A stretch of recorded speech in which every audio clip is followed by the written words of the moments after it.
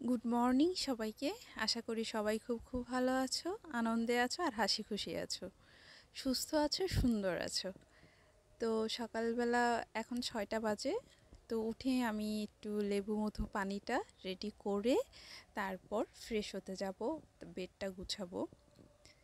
আর গতকাল তোমাদেরকে দেখিয়েছিলাম যে প্রচুর বৃষ্টি হয়েছে, যার কারণে বেশ ঠান্ডা পড়েছিল রাতে। আর সকালে উঠেই দেখছি সাইনাসের প্রবলেমের জন্য প্রচণ্ড মাথা ব্যথা। তাই আগে লেবু পানিটা করে তারপর একটু গরম পানির ভাপ নিতে হবে। আর এই তো এভাবেই আজকে সকালটা শুরু করছি। আর এই ভিডিওটা ছেড়ে শুক্রবারে সাধারণত আমি কোনো ব্লগ করি না।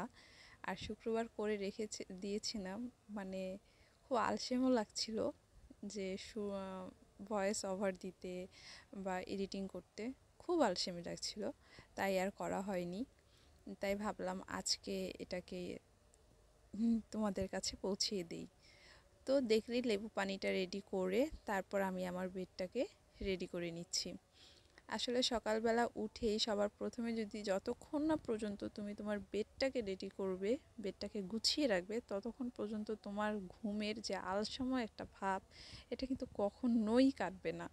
তাই দিনের শুরুতে প্রথম কাজটা বা তোমার প্রথম আলসেমিটা সরানোর প্রথম, মানে একদম প্রধান কাজ হচ্ছে এই নিজের বেডটাকে গুছানো, নিজের ঘরটাকে সুন্দর করে গোছানো। যদিও আমি ঘুমানোর আগে ঘরটাকে একটু গুছিয়ে শুই, খুব কম সময় আমি মেসি করে তারপর ঘুমাতে যাই।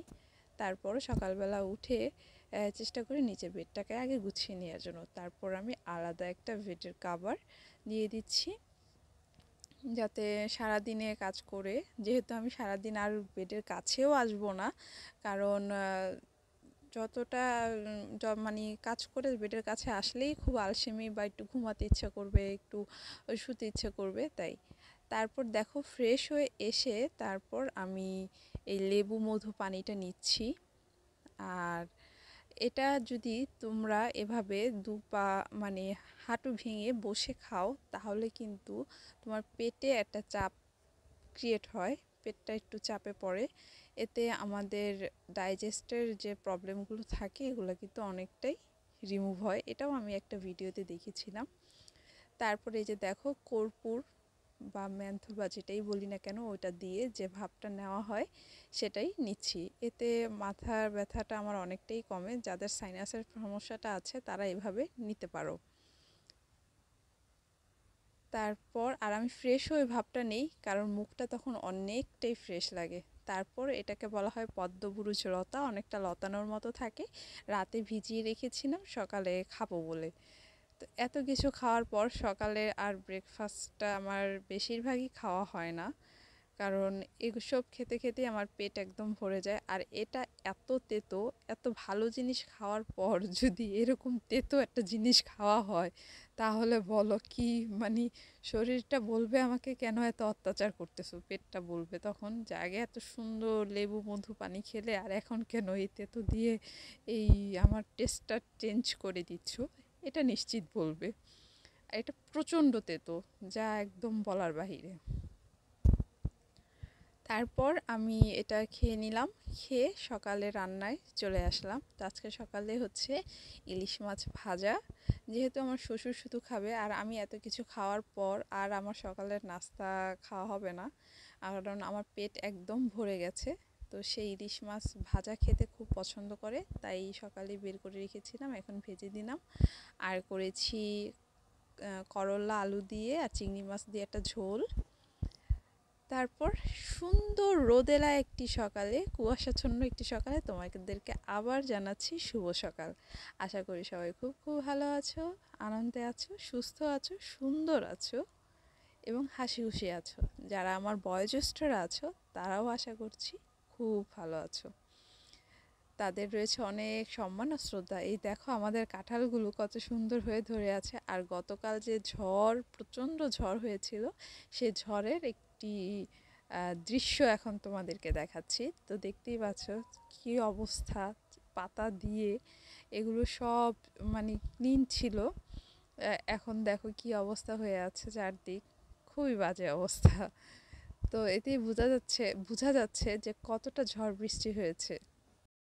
হয়তোবা আমি যখন ভয়েস ওভার দিচ্ছি তখন তোমরা অনেক সাইড নয়েজ শুনতে পাবে, তো কিছু মনে করো না। আহ, তার জন্য আমি আগে থেকেই অত্যন্তভাবে দুঃখিত, তোমাদের কাছ থেকে ক্ষমা প্রার্থনা চেয়ে নিচ্ছি। আহ, একটু তো সাইড নয়েজ ফ্যামিলিতে বা আশেপাশে একটু হতেই পারে, একটু তোমরা নর্মালি ধরে নিও। অর্থ, বর্তমান সময়ে অর্থের এত দাম, এত দাম যা বলার বাহিরে। অর্থ না থাকলে মানুষের কোনো দামই থাকে না। বর্তমান সময়ে একটা মানুষকে তুমি খুব ভালোবাসো, বা ফ্যামিলি মেম্বারের কথাই বলছি, তাদেরকে তুমি খুব ভালোবাসো, সম্মান করো, শ্রদ্ধা করো, তাদের খুব কেয়ার নাও, সেগুলোর কোনো দাম নেই যদি না তুমি কোনো, তোমার কাছে হেভি অর্থ না থাকে। সত্যি কোনো দাম নেই যদি তোমার কাছে অর্থ না থাকে।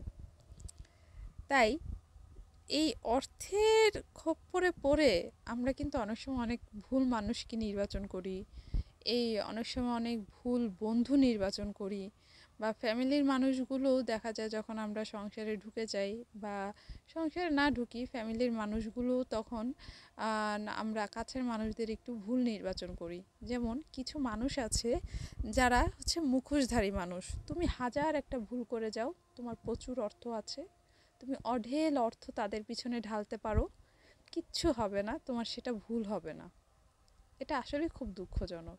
তো গতকাল ঘরেই আমি টক দইটা পেতেছিলাম, আর সবসময় এখন আমি ঘরেই টক দইটা পেতে খাই, আর খুব টেস্টি দোকানের টক দইয়ের চাইতে, এবং ইভেন আড়ংয়ের টক দইয়ের চাইতেও খুব টেস্টি।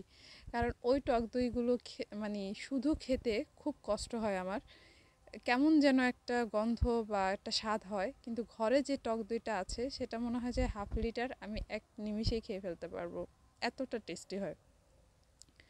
তো দেখছো সকালবেলাও এটাও আমি খেয়ে নিচ্ছি।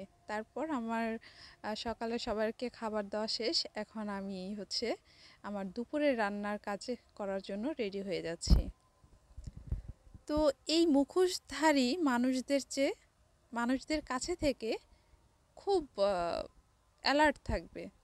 যারা তুমিও বুঝতেছো তুমি একটা ভুল করছো, সেই ভুলটাও তোমার ধরিয়ে দিচ্ছে না, সে ভুলটাও তোমার টাকার জন্য, মানে অর্থের জন্য, সেটাও তাদের কাছে কোনো ম্যাটার হয়ে দাঁড়ায় না।